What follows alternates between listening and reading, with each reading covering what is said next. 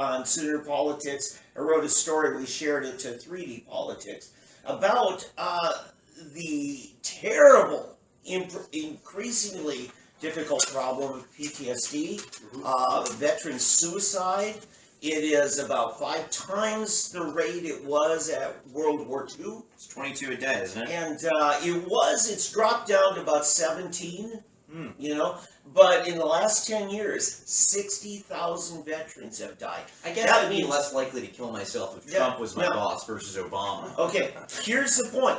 Less than 6,000 died combined between Afghanistan and Iraq. Less than 6,000. We lost 10 times that amount in the following 10 years to veteran suicide after their tour of duty. It's a very difficult thing, and people are trying to figure out what is it. In my article, I talk about a couple of theories. You remember the Jason Bourne thriller science fiction series, the ultra-trained military killing machine. Candidate. Yeah, the killing machine. And the problem was, they could not untrain him. They could not revert him back to being a normal human being. Being a florist. And we have, I would say this, we have the best trained military soldiers maybe in world history. Maybe, I don't know. But what do you do with them? You know, and then when you send them on 3, 4 tours of duty, unlike our grandparents who were in World War II for max, 3.5 years. You know, these are the kinds of things that have an accumulative effect. You know, we talk about the most vulnerable among us and how we treat them defines the nation and such. We never think about warriors as being the most vulnerable, but if you take a person and blindfold them and have total control of their movements, they are vulnerable no matter how strong they are.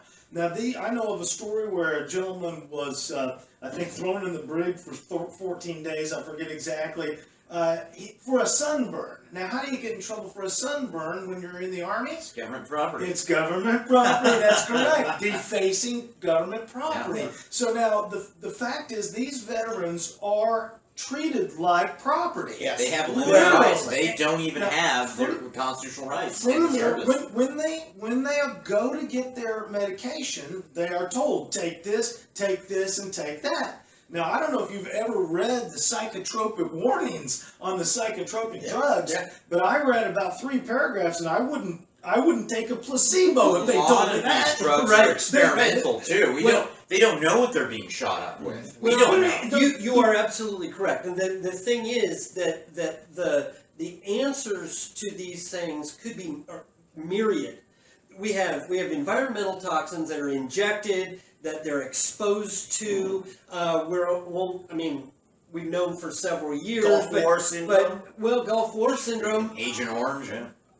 Friend right here in Tulsa did studies on it, found out it looks just like SIDS. They're coming back. He was doing ocular studies and seeing it looks just like SIDS, which indicates it may be vaccine damage because it's the exact same thing that the kids are getting who are experiencing vaccine injury.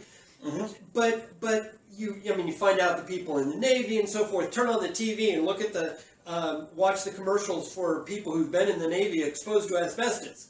Okay, the things that you are exposed to in the military are often unconscionable, and the very nature that the people who are to protect our liberty are supposedly slaves and literally give up all of their rights to serve us. What is the argument behind absolutely that? ridiculous. Because I know that they can't even engage in free speech activities, and you're not necessarily. I understand maybe while you're in the capacity of your job in the military, but even when they are off or on leave, they can't engage in free speech, political speech. Right.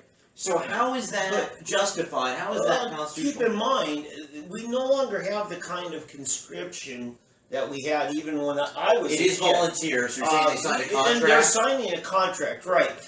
The difficulty, unlike my father's generation, which was everybody was drafted. I mean, very few people signed up. Right. Korean War or Vietnam War. My God, the Well, there the were plenty efforts- that did sign up, but So the you get the vast tip, majority. right. weren't Yeah, did conscripted. not. And Correct. they were there just the minimum. They did one tour, they got out. You know, now people are signing up, looking at it as a career, and after 3 or 4 tours over a 5-10 year period, there's not much left of them. And this is the difficult- America has traditionally hired and paid soldiers. Oh yes. And that's not the problem. The problem here is, and this is something that we as a nation need to look at and really become aware of. The way that we allow our military, our executive branch of government, and Congress, because Congress has done nothing Yeah. about it. Thank you. The way that they allow military members to be treated is Unconscionable. absolutely unconscionable. It's criminal, because what they do is they turn these people, and while you have to obey law orders and you have to be able to jump when told to jump, and etc., and give your life for the cause, all of that is necessary. But to do that to the exclusion of an acknowledgement of individual rights is absolutely unconscionable. Even in Israel, they have a doctrine where you can turn down an order that violates your conscience. Even in Israel. Okay, even in Israel. Well, no, I mean it's And you know what that's like. well, no, the idea is that they have a strong military, and they allow this because it's important. Yeah, their military is their entire country between the ages of 18 and 20. Exactly. Male and female. Yeah. Male and female, yes. But the point is that we need to re-examine this, and this is going to take good people who are listening to the show, because it's not going to be just us. Well, the greatest crime that we subject our military to is socialist health care. The VA, which Trump has done a great job. Let's of focus reforming. this back on the problem of suicide. I want to tune us back in real quick. This episode of 3D Politics is like the movie Saving Private Ryan. The first 20 minutes is just like everyone.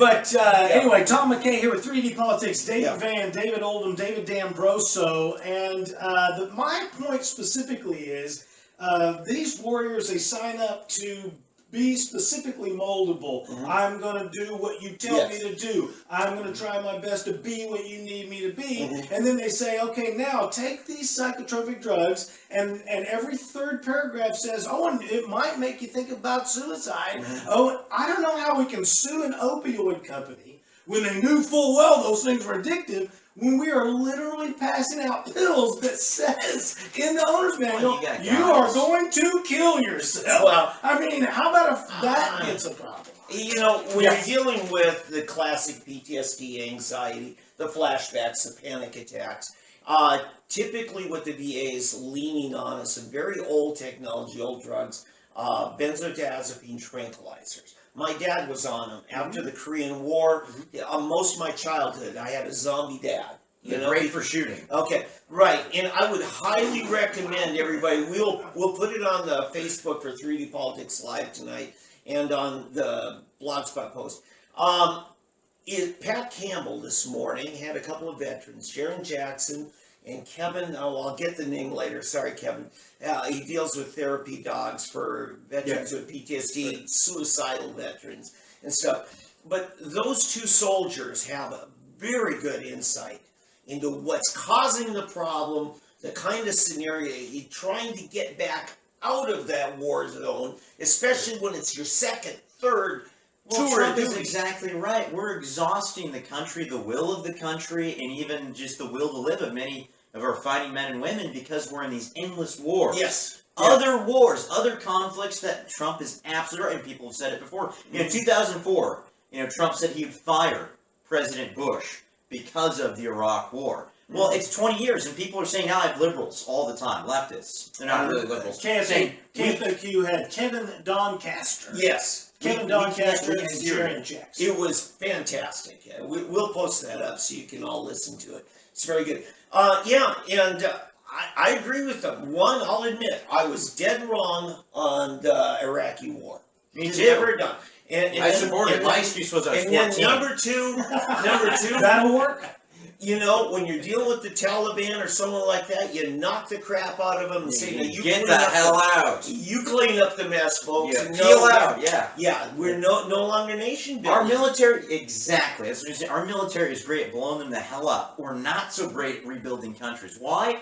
Because no one is. Yeah. We are the greatest Okay. nation, perhaps, in the history of the world, but no one has been shown to rebuild a country. Well, we also screw it up because we are supposed to be the nation that's talking about liberty, and what are we trying to take over there? I mean, GW said we were going to take democracy. In other words, we're going to take tyranny of the majority. And You that's didn't like your old kind of tyranny? Here's a new kind of tyranny. Exactly, and that's exactly what we saw in Iraq. As soon as the Shia got power, what they do? They took it to the Sunnis. Yeah. And then when the Sunnis got some power through ISIS, what did they do? Democracy in and of itself, I think you mentioned before, Oldham, it is tyrannical. What we have is a constitutional republic, and that is the only way to protect individual rights. With the democracy just being within the areas that we can have a discussion. Yes, we have democratic functions within our One of government. the biggest boogeyman that we've been going after is that we're not going to have Sharia law here, no way.